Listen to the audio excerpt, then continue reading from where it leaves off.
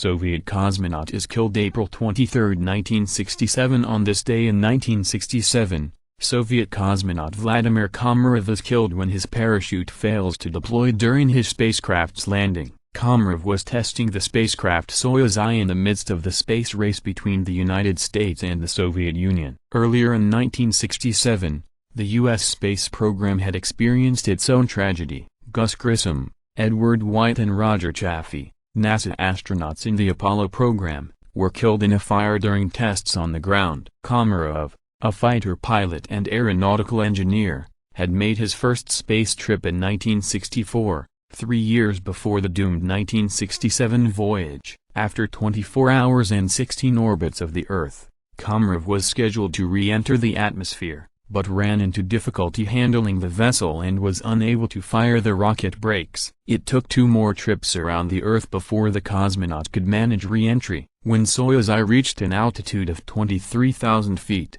a parachute was supposed to deploy, bringing Komarov safely to Earth. However, the lines of the chute had gotten tangled during the craft's re-entry difficulties and there was no backup chute. Komarov plunged to the ground and was killed. There was vast public mourning of Komarov in Moscow and his ashes were buried in the wall of the Kremlin. Sadly, Komarov's wife had not been told of the Soyuz I launch until after Komarov was already in orbit and did not get to say goodbye to her husband. Despite the dangers, both the Soviet Union and the U.S. continued their space exploration programs. The U.S. landed men on the moon just 2 years later.